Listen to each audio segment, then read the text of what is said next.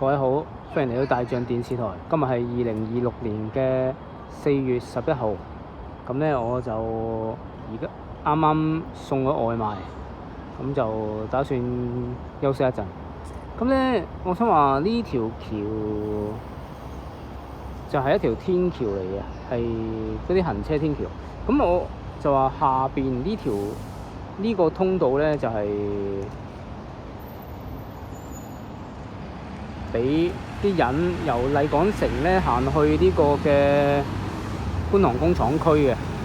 咁其實咧呢條馬路咧，大家留意好到呢個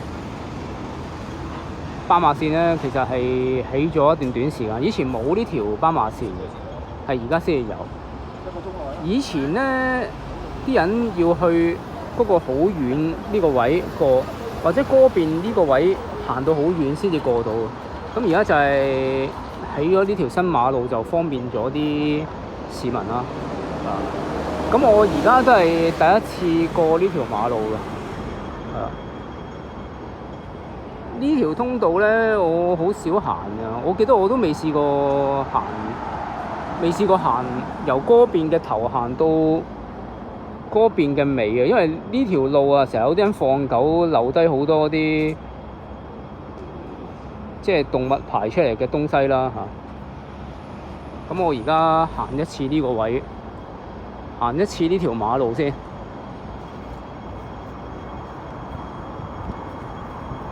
咁今日係第一次過呢條馬路。咁啱啱好咧就變咗做紅燈啊！咁如果大家沿住呢條路一路去咧，就會上另一條天橋啦，就會去咗紅磡嗰一帶。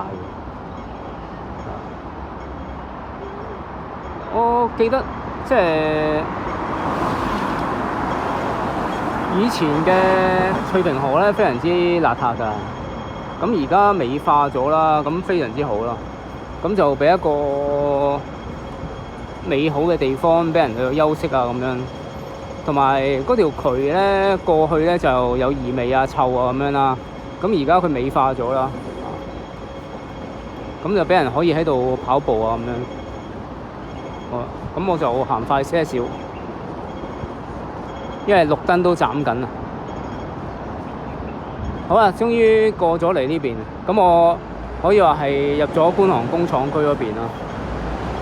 咁呢個就係而家嘅翠屏河啦。過去咧就係冇呢啲俾人休息嘅凳㗎，亦都冇上面嗰啲帳幕啦，或者係避雨亭啊，叫做。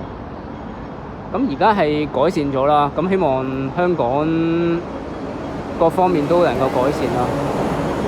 有時唔係淨係話嗰個設施啊，啲設施係改善咗，咁我哋要再改善埋其他嘅嘢啦，例如制度啊，或者係各方面安全啊，都要一路提升啦。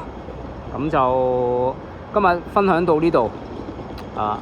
今日係我第一次過呢條馬路啊，所以我要留低一個記錄。